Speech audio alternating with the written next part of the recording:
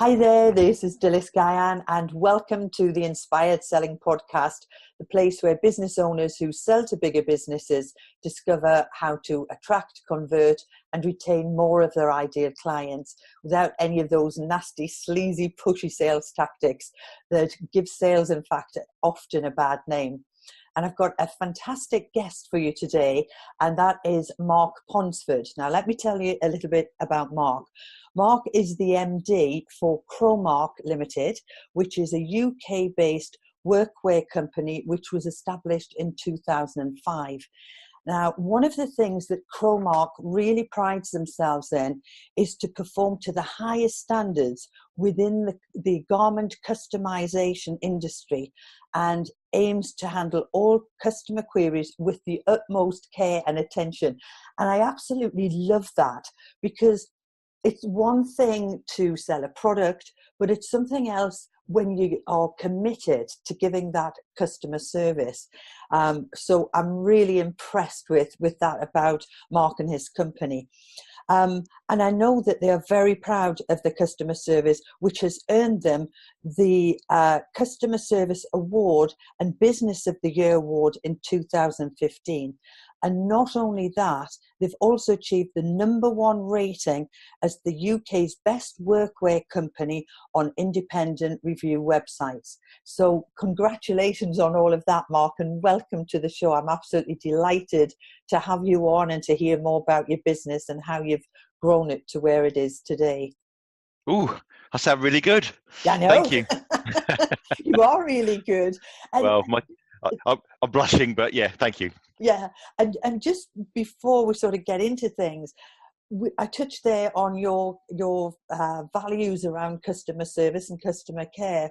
And just an example of that, just about 3 weeks ago, I received a bouquet of flowers from my family. In fact, it was beautiful. But the next day, they started to droop. And I sent them an email, and I didn't hear anything. And I thought, oh, they're not going to do anything. And then yesterday I got an email from them saying, absolutely, we'll replace these flowers for you. Now, already that they've lifted in my kind of view of them because of that care that they've given me afterwards, rather than ignoring me. It did take a little while, but the outcome was really excellent. So that's one of the things that I love about what you do, and having that philosophy. So give us your backstory, Mark. You know, how did you get to where you are today and be as successful as you are today? Well, let's go way back into my childhood. I was brought up by parents who lived in a council estate. My mum was from London. My dad was a Portsmouth boy. Albeit he tried his hand at everything. He was an uneducated man, as was in fact, my grandfather was a gypsy.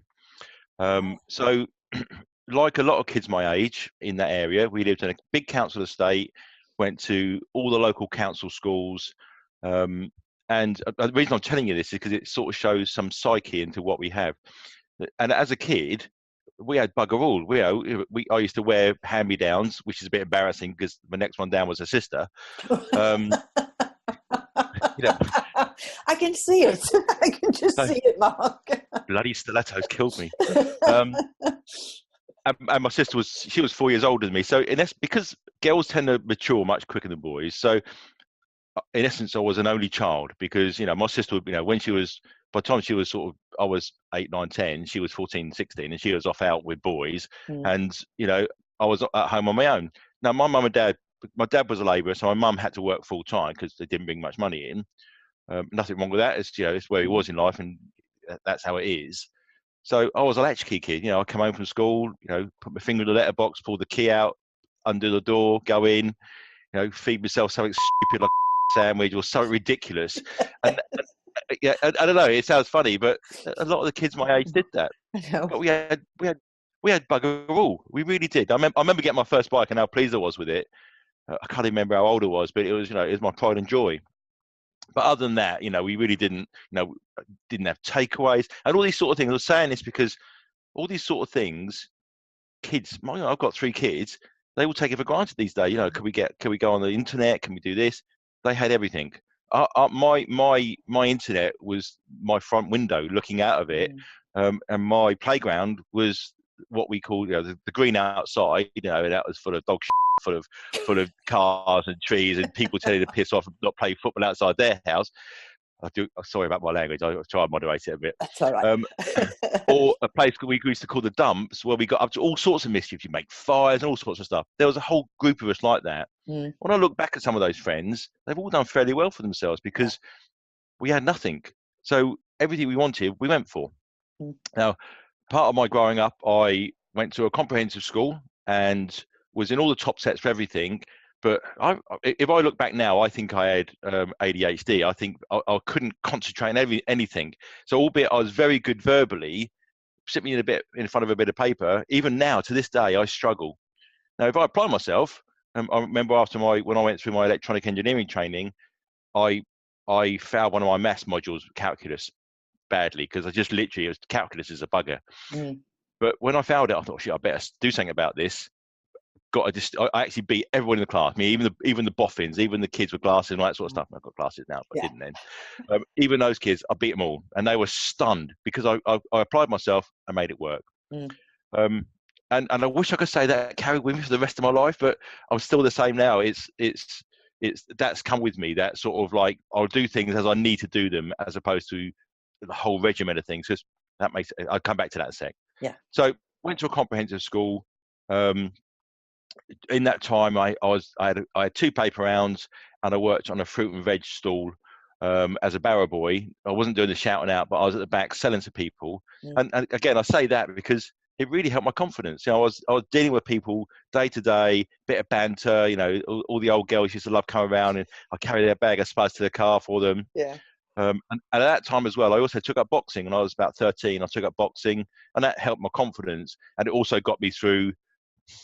It probably kept me from being arrested for something, or smoking as well. I didn't smoke. So this is the sort of the core of my background. I was a boxer, and I like boxing because I was okay at it. I wasn't brilliant, but I wasn't bad.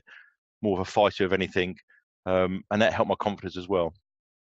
Went through school. I'd love to say I did really well. Everyone thought I was going to do well. Failed everything. Literally failed everything. Even though I was in all the top sets, I've been offered about 3 or 4 different jobs as an apprentice, and of course I had them now. So I was like, fuck it. Excuse me.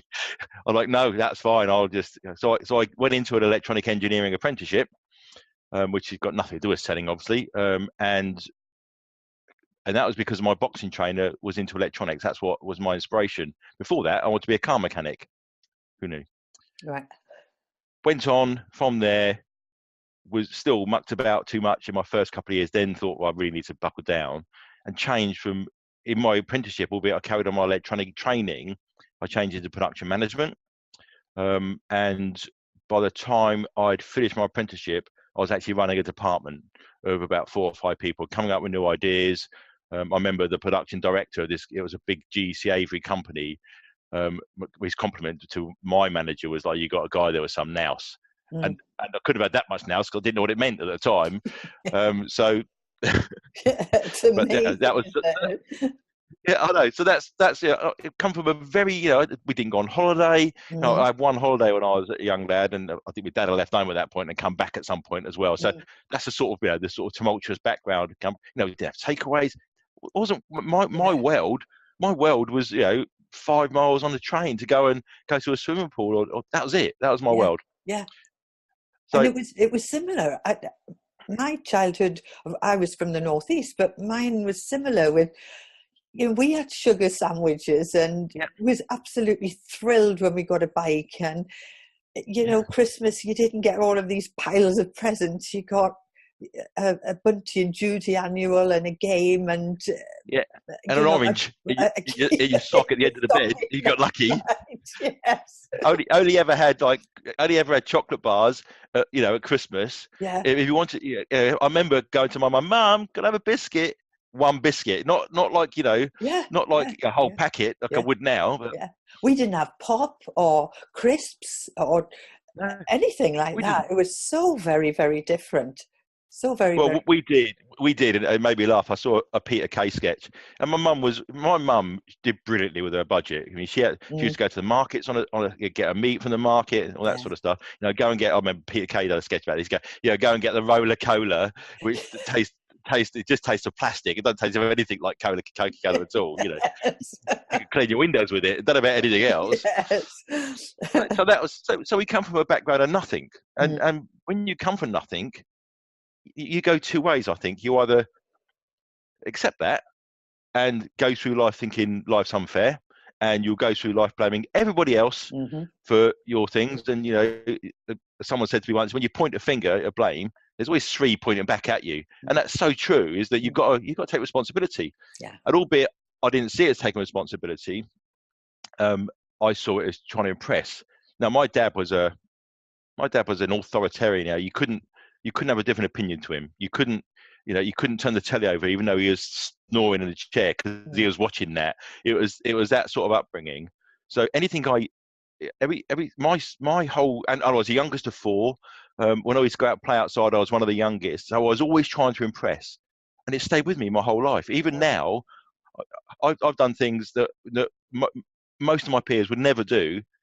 And I still look to do the next thing. I still didn't quite do that right. I still think, how can I improve on that? How can I make myself look more impressive? Now, I realise I do this now, so I try not to be too cocky about it, because sometimes you can get a bit cocky when you've done these things. Not because you want to be cocky, because you want to impress people. It's because you want to go, look how well I've done. And then you get a bit of adrenaline from it, and then it goes away. So went into my electronic engineering apprenticeship, went through changes to production management, went to another company doing production management, but quickly realised, I'm going back to 1986 now, quickly realised that I had a real aptitude for computers, a real aptitude. Literally, I could sit there, and even I could have engineers that knew 10 times, educated 10 times more than me, couldn't sort a problem out. And I'd say, just try that. And they're like, no, it won't work. Just try it. Just go, just for me, just try it. No, go back a bit later. I said, go try it. They go, okay, try it. And it worked. And I got no idea why I was this good at it, but I was. So this company that I was with, the MD got fired because he was a nice guy, but he just wasn't doing the right things. He liked to sit in his office, and I went with him to set up a company called Industrial Computer Source in the UK. Industrial Computer Source sold industrial PCs, and I was brilliant at doing PCs, but I also realised I was good at talking to customers. I was also good at systems. I was also good at everything. And that sounds bad, but I worked as an apprentice through a company, which meant I went to every single department. Now, I thought I knew everything at that point, but I didn't realise I knew all really. But you sort of you do get. Oh, sorry, I've sworn again. You do get to realise. I'll get some beeps on this later.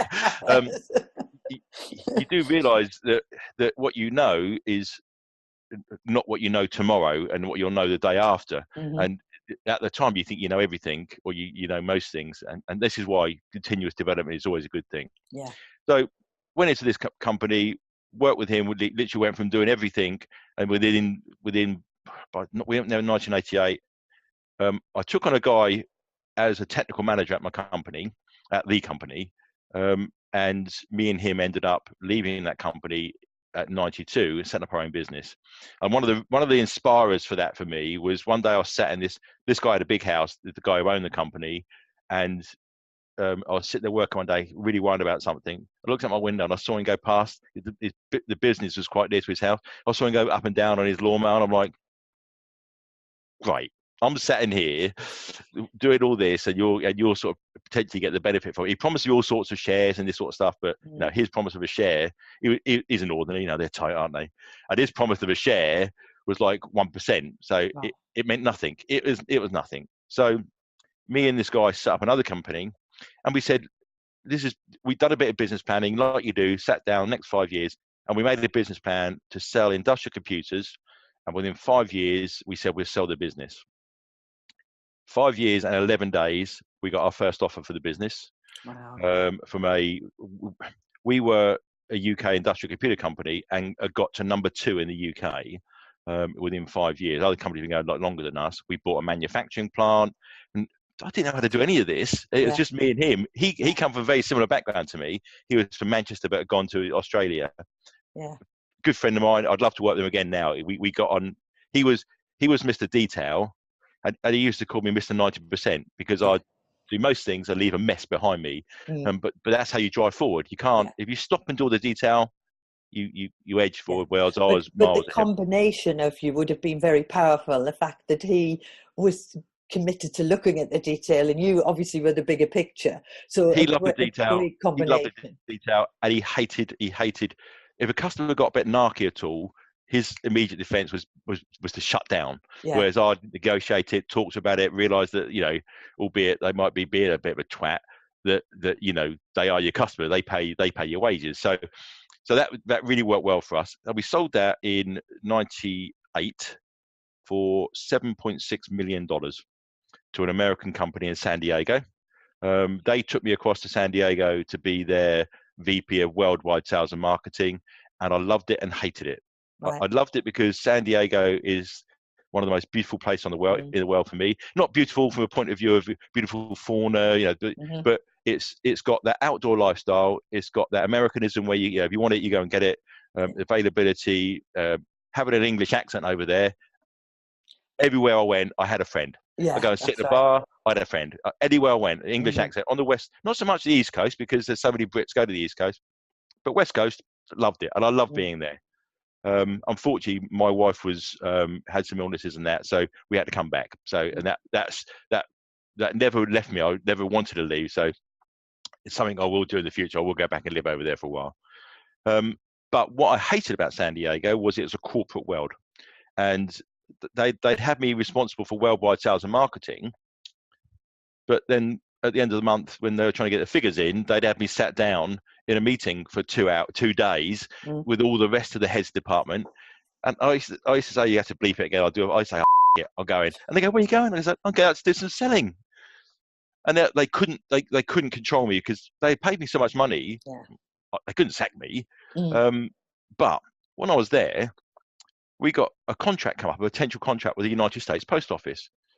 And the salesman come to me and said, we're going to have to walk away from this. It's not standard product. I said, no, that'd be stupid. I went to the board of the company and they said, no, the margins are wrong. I said, look, leave it with me. It was at the time when computer prices were really dropping because the technology was really moving fast.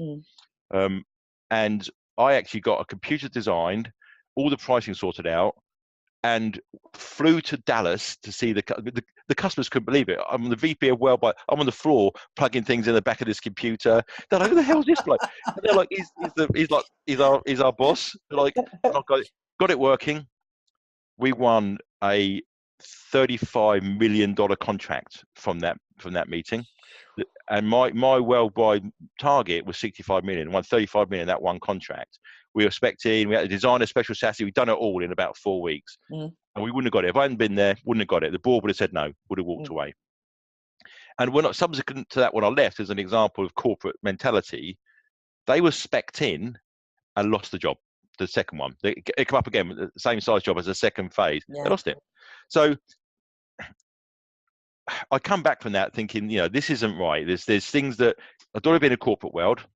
That it was nice, you get they're paying me a ridiculous amount of money at an office. I lived in a house with a swimming pool, and my kids, when my youngest at that point was 18 months, my oldest was 10.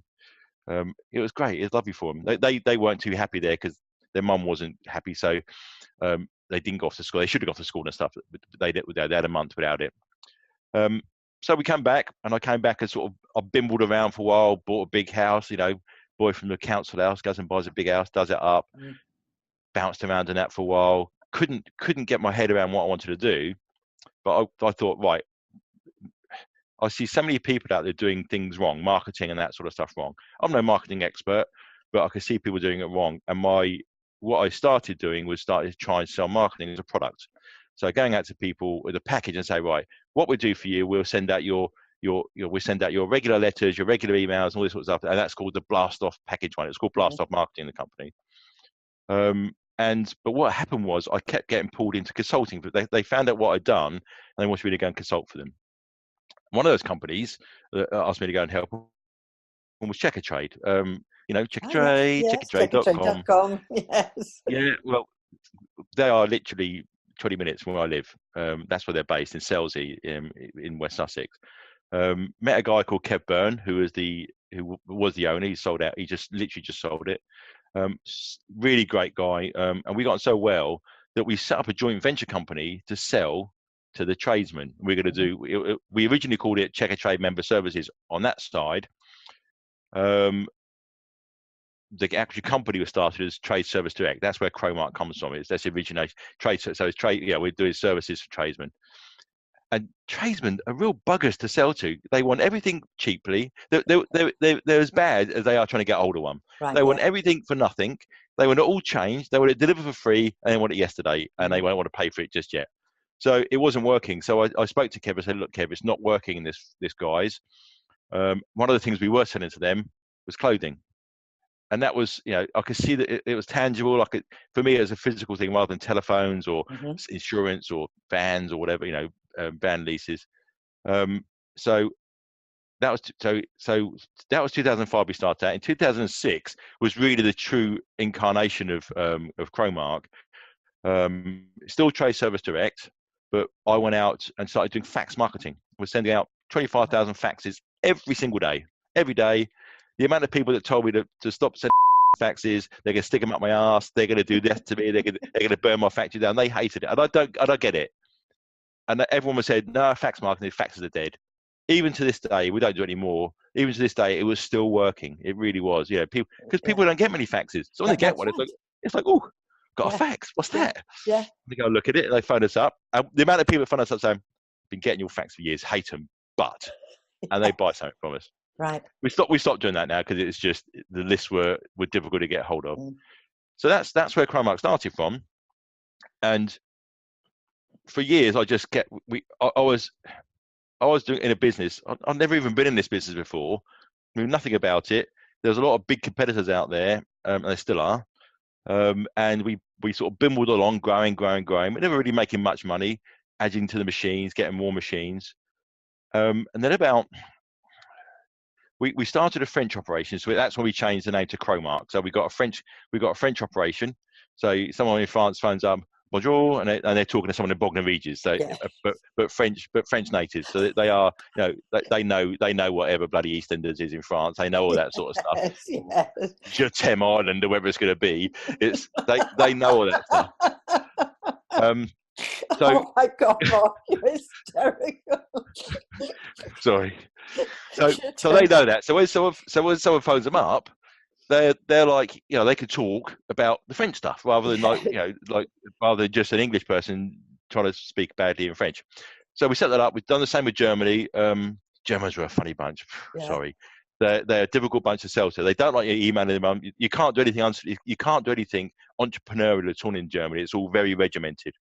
And the people I got for that, if I'm honest, and this is my fault, were the wrong people. And we struggled with them for 4 years. And then when the Brexit decision was made, we could see a real difference, a massive difference. I'm not sure it was their mentality, my mentality, the Germans' mentality, and we closed it down because it just wasn't. It was actually cost us more to have it. So that's where Crimemark come. But at that sort of time with Germany and France, especially Germany, the Germans are real buggers for quality. There's no point me going out and saying, no, you can get 30 polo shirts for 180 quid. They don't care.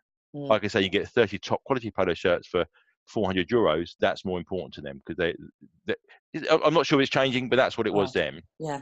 And at that point, I thought we competed on price, and we were another, also ran and that sort of thing. So we can't keep doing this because we just, the bigger guys can beat me. So at that point, I said, right, what we're going to be is the best. I said, we're not going to be cheapest. In fact, we put our prices up. We're not going to be the cheapest on pricing, but we are going to be the best in the marketplace. So when people buy from us, if they do get something wrong, they don't have to worry about it. We get people phoning up saying, "Oh, that wasn't quite the blue that I thought it was going to be. Your picture looks wrong," and I feel like saying, you're just trying to pull the wool over my eyes. So they've got to keep me away from the phones because I've come from I've got, because of my background, I've got a very suspicious mind. I'm always thinking, it's just the way I am. I've got a suspicious mind. Yeah. So they got to keep me away from the phones. And I've got a team of 8, 9, 10 account managers, so I don't have to get near the phones now. And I say to them, look, if someone phones up and says, I've got a problem with this shirt, just replace it. It probably costs us, even if we know it's their fault and they're just trying to pull the wool, I just say just replace it, because our social proof is the most important thing. Yes. To us, it really is. And Crimemark is actually, I try to make an anagram of workwear. That's where Crimemark comes from. It's so Crow is work spelled backwards, and Mark is me. That Right. I did wonder. Shows your true. T-shirt, Mark is Mark. going to be Mark. Shows your T-shirt. There's my T-shirt. Yeah. Now, if I'd been smart, I would have printed one backwards, so it would have kept it right on the screen as well. So no, it's and right that's on not the just me screen. wearing it. That's right on the screen. Yeah, that's excellent. Oh, there you go. Yeah, brilliant. Probably didn't print it backwards then. That would have looked shit, wouldn't it? Yeah. So, Mark, I've written down 3 words here. One is courage. It seems to me over the years you've been very brave. You've got that courageous streak. I think that maybe comes from your background as well. Things weren't easy, so you had to step out of your comfort zone many times. You are extremely resilient, so you bounce back all of the time. And the other word I've written down is consistency. You just keep at it. You just keep doing it. So let's get down to brass tacks then, because it's a fabulous story. I absolutely love it. And when you tell stories like that, it resonates so much more. But just talk to us about how you actually get into these companies, because you make it sound very easy. I love talking to people. You and I are very aligned, actually, with a lot of what you've talked about. I'm one of 4 kids and sugar sandwiches and so on. And I love talking to people, and I love getting into bigger businesses. But a lot of people can't do it. Now, some of it I know is this negative chatter that goes on that stops them. They don't have that resilience to bounce back and the courage to just JFDI, I'll say it politely, just flip into it. So what is I think there's enough swear words in this podcast so far. You can just say it. I don't swear, actually. I do, but it's as rare. Oh, yeah, right. Oh, it's as rare as rocking horse droppings, actually.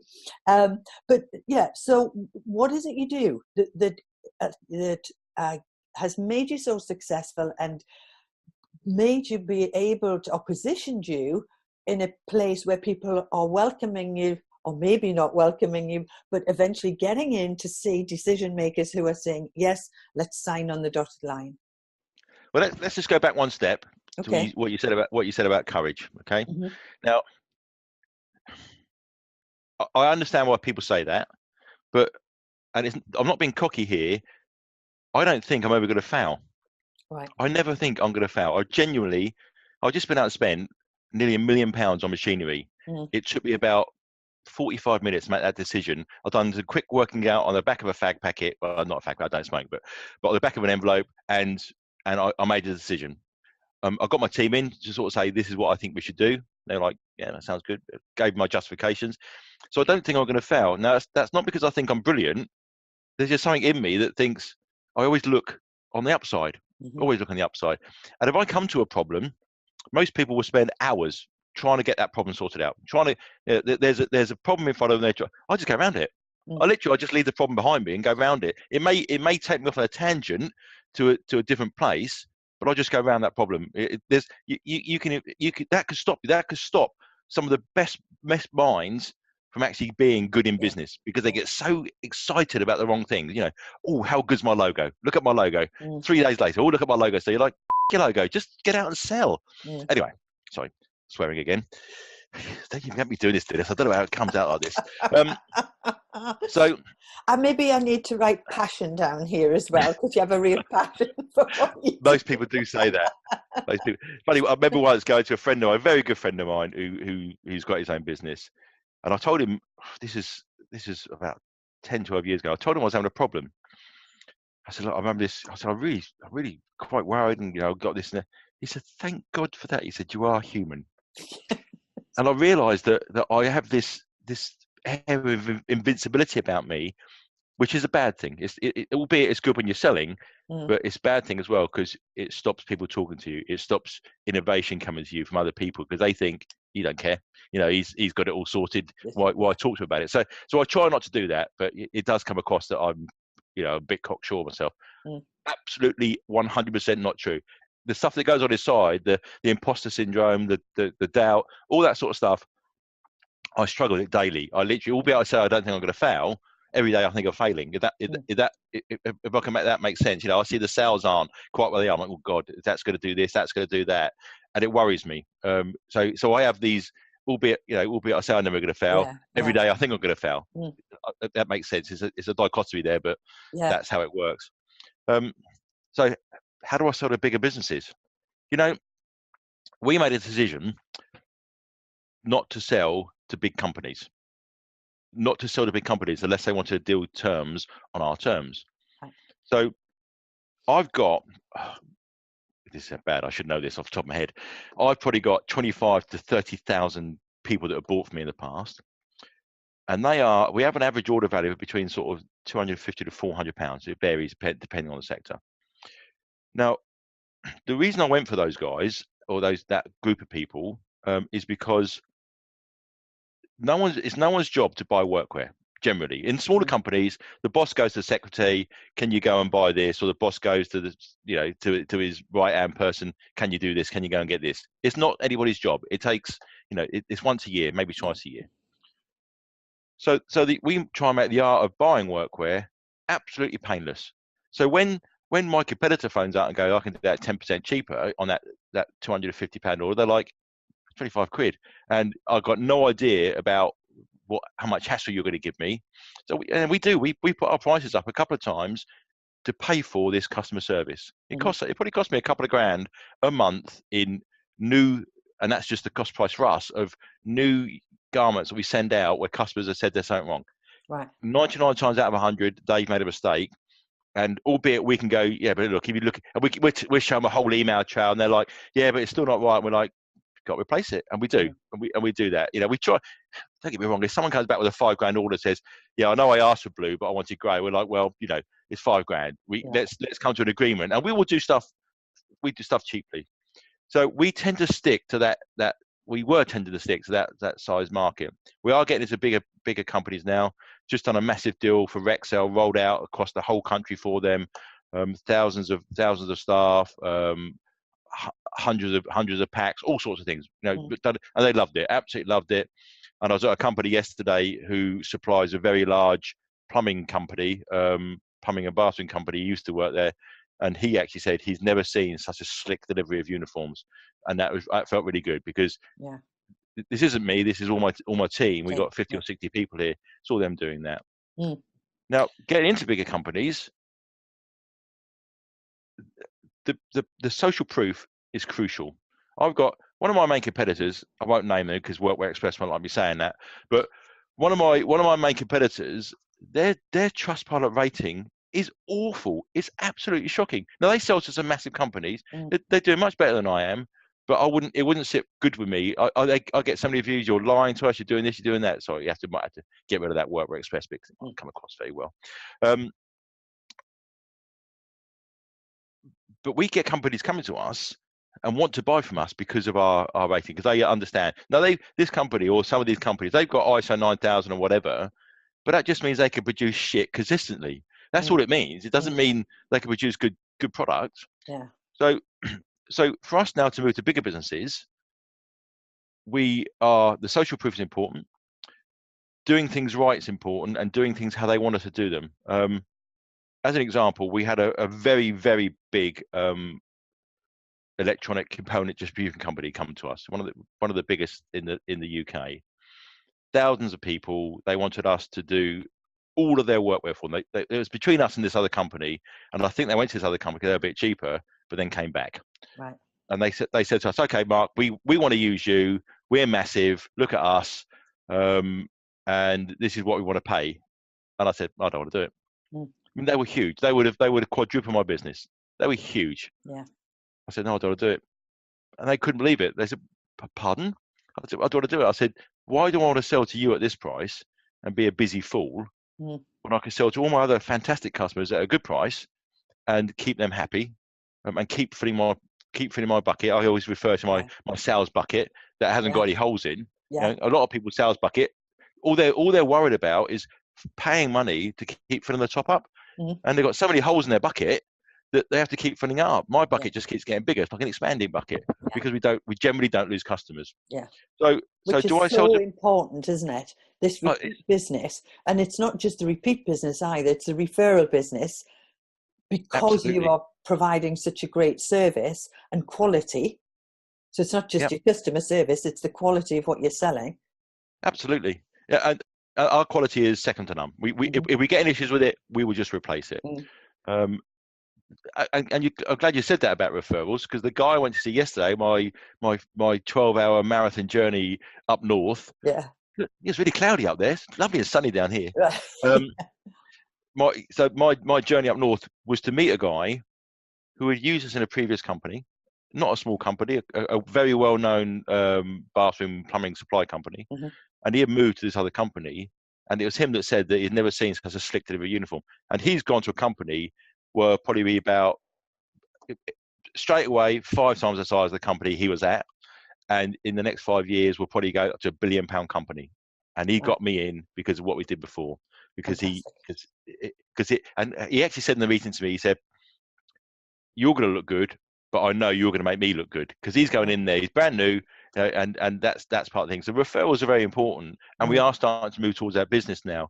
We've had to change the structure of our factory, because everything we had was all single head machines, so we could do 1s and 2s, 5s and 10s, 20. When we got a job for 1,000 or something, it was a bit of a strain. We've now doubled our capacity on our embroidery heads. We've gone from 30 odd heads to 70 odd heads now, and on our printing, I've just spent 700 odd £1,000 on the state-of-the-art direct-to-garment printers. These things can print t-shirts, hoodies, sweats, high vis in high definition quality and punch them out about 3,000 garments a day. I've now got almost 3 to 4 times the capacity that we're actually selling at the moment. So we can now go to big business and say, not only can we do it, we can do the quantities, and we can get near your pricing. We're not going to come down, because I don't want to be a busy fool. So we don't tend to target the massive ones. We tend to target up to about 200 people. That's we do get the occasional one comes along, but about 200 people. You've been able to do that, Mark, I guess, from your experience of who you've sold to and who your best clients are. Yep. Social proof. You'll have your sweet spot of the type of clients that you love doing business with. Now you've got your bigger machines. I guess you're thinking now, actually, can we go bigger, or can we do more for the ones we've got? Well, we're looking at different markets as well. Yeah. Looking at different markets as well. We weren't really in the t-shirt business. We were in the workwear business, embroidered polo shirt, sweatshirt, fleeces.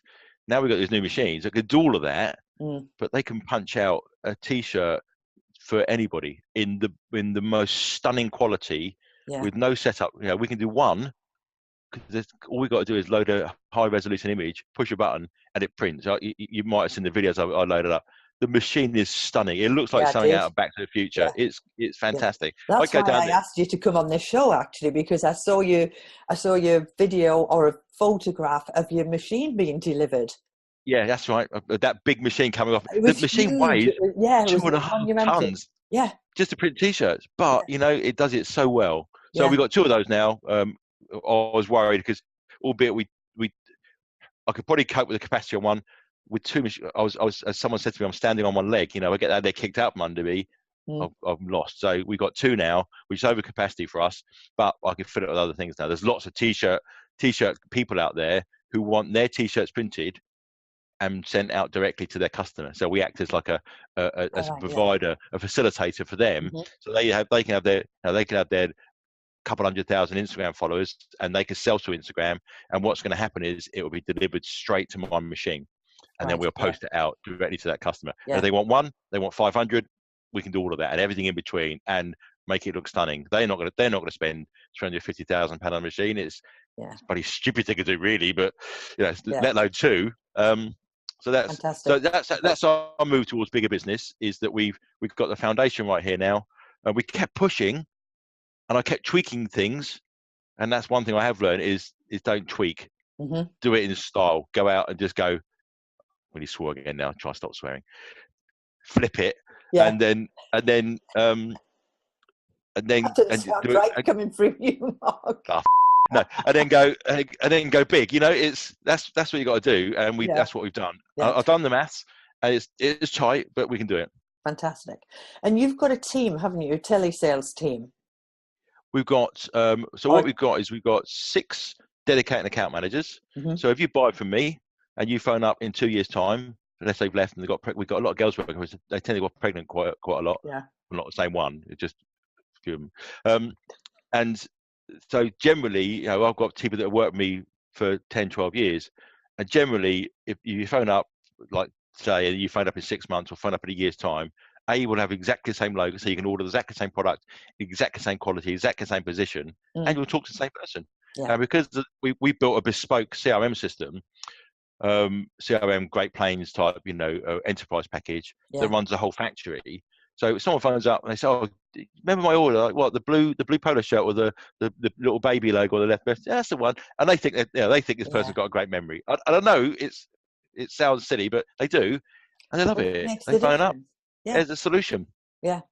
So in terms of your marketing, then, do you how do you get the word out about your company? Okay. So I like to call it continuous marketing. Mm-hmm. We are marketing all the time on pay-per-click. We were sending out until not that long ago, maybe a year and a half ago, 2 years, we were sending out 25 to 50,000 faxes every single day. Right. We send out a couple of emails a week. I've got an outbound telesales team now who we've got some really good techniques, and it's working so well. Literally just started 2 months ago. So we do that. And what I'm doing now as well, I'm just about to start working with a company. I won't say who they are, because I understand the importance of data. I designed a CRM invoicing Great Plains enterprise package, and everything we've done since 2011, I've got every single bit of data on there. How they ordered it, why they ordered it, who ordered it, where it went, who packed it, who picked it, what the product was, what the margin was, everything. Some of the links between Google and ordering it is a bit lost because Google are brilliant with a website, but when you pick up a phone, you lose that it breaks. So we're looking at addressing that. So we've got so much data, and I'm like, "Oh, look at this data." Then I'm like, "Feck, I don't know what to do with it." It's just so we're starting to work with a company that crunches data and tells us what we should be doing. They've got this great big model. There's very successful guys within their company, and we're just about to start working. I'm going to see them next week. I'm away for the weekend. Got a bit of a stag do at the weekend in Brighton, so that should be fun. Oh, nice! Yes, I can imagine. Just get some t-shirts printed. I know I'm out again. That's a bunch of old blokes bumbling along drunk on Brighton seafront. That's gonna be fun. Thinking that you're 25. Yeah, very true. Until the next morning when the hangover hits. So for a smaller business, Mark, that hasn't maybe been as successful as you and grown in the way that you have, what are your sort of top takeaways for the audience to help them to grow their business? What are the essentials that they must have in place? Okay. The absolute essential thing, without any doubt at all, is don't fanny around with the small stuff. Really get on. Don't worry about your logo, because you're going to do that logo, and in 6 months you're not even going to look at it again. And if you are looking at it, then your business is probably going to go bust. Is get out there and every single day. Can you say that again, Mark? Because I just lost you there for a second, and I know what you said, and it was really important. So don't worry about the small stuff. Get out there and sell. Just sell. Just get in front of customers. Talk to customers. All the stuff like where the full stop goes on the invoice and should it be green or should it be green? It's all bullshit. Get out there and sell. Get in front of customers. Pick the phone up. Whichever way you choose to do it, whichever way you're more comfortable with. And don't ever expect a customer, because you sent them something and then sit there and tapping your fingers, don't expect them to come back to you. Why should they? You've got to sell to a customer when they want to buy, not when you want to sell. That's another key thing. This is why consistency. We market. If someone connects with us, they send a request for a catalog or something, we will talk to them throughout the year with emails, with phone calls, with 1-year follow-ups, with 6-month follow-ups. We will contact them. We will they originally looked at and send them out offers based upon their original request. We'll phone them up and ask them what else they're doing. That's because sometimes, we'll sell to a guy who's sat here in this chair and he'll buy 25 polo shirts. It's all great, £100 order or something. He's sat next to a guy that's buying 5,000. And that's the guy you want to get to. Yeah. Sorry, I swear. You might have to do a censored and uncensored version. And that's the guy you're trying to get to. This is music to my ears, because I know that this is what people should be doing, but they would rather faff about on social media. And I'm not saying that they shouldn't be doing social media. It's great. It's exposure for you, but it's not the same as picking up the phone, as sending some emails, following up. Research shows only 2% of people buy on first contact, and it's between the 5th and 12th that people will make that purchase. So you've got to have this multiple contact strategy in place, because you're going to be absolutely shattered if all you do is one. And it's not rocket science. Yeah. It's just not rocket science, is it? It's just pick the bloody phone up, talk to them, email them, ask them. The amount of people that we talk to. I don't know what, I don't like using the phone. I mean, I work with salespeople and business owners who are selling to bigger businesses. And they'll say, but Dylis, I don't know what to say. If they make enough phone calls, they'll get better at what they're saying, and get a book, come on one of my courses, or work with me, or just learn what to say. It's not hard. Even if you just work out, right, what are the problems that my prospective clients have without my product or service, and talk around those. You can help them with those problems, But I'm like an evangelist, Mark, honestly, getting out there and trying to inspire people to pick up the phone, to make those contacts, this consistency word. I picked that up very early on from when we were talking about being consistent about what you do, and you've just reinforced that. You can tell you've lit my fire just by saying all of that. I'm going to give you a bit of a secret of mine, which we just. I've just started a telesales team. Now, I hate it when people phone me up and say, "Oh, hello, hello, Mr. Ponsford. How are you today?" Oh, God. Okay. First thing I say is, "What are you trying to sell me?" Yeah. "Oh, we're not trying to sell you anything." I say, "Okay, bye then," and I put the phone down. Now, eventually they learn that, or they find out, say, "Yeah, we spoke 3 months ago about." I said, "No, you didn't. You're lying," and I can't help myself. I get so irate about this bullshit service they give. So this is my. If your people take nothing else away from this about outbound telesales, take this away, okay? This is how we open a sales call up. We've got and this is another bit of advice actually. We're using a bit of software called Sales Joe. I think it's from Experian, or not from Credit Safe, or one of those top. No, Thompson Local it was originally. And what it is every single UK company, because they're all on Companies House. We've got access to it. Every single company with their telephone number. I think we've got some key names in there, but we ignore those. And what I taught my sales guys to do is to phone them up, and we say, "Hello, this is Fraser from Crimemark Workwear. We're the UK's #1 workwear supplier, and we want to sell some to you." And that's it. They laugh. People laugh. Yeah. They're like, "Well, at least you're honest." Yeah. And they say, and that starts the conversation.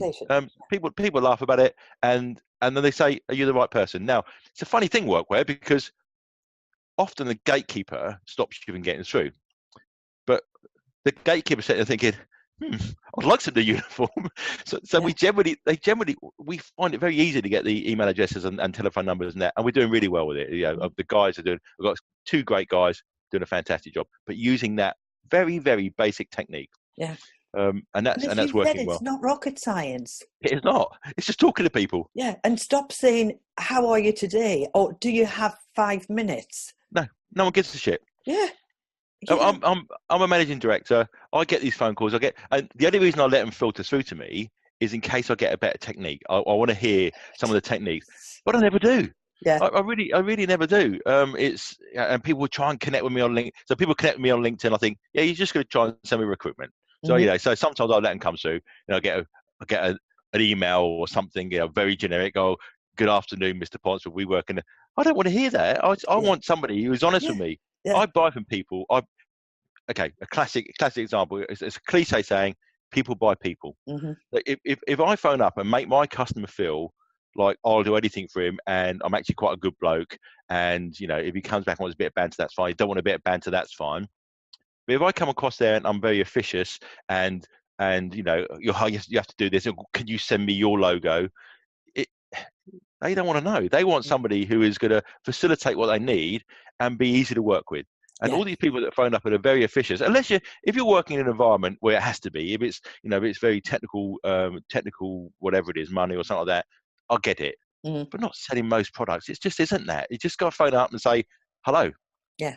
I remember a friend of mine a long time ago talking about how he chats up girls, and all the people were saying, "Yeah, what's your chat up line?" He said, "Hello. My chat up line is hello. My name's Steve." And that genuinely, that was his chat up line. And all these other guys, he tried his other chat up lines. That was his chat up line, and it stuck with me. That Are you going to be using that this weekend in Brighton?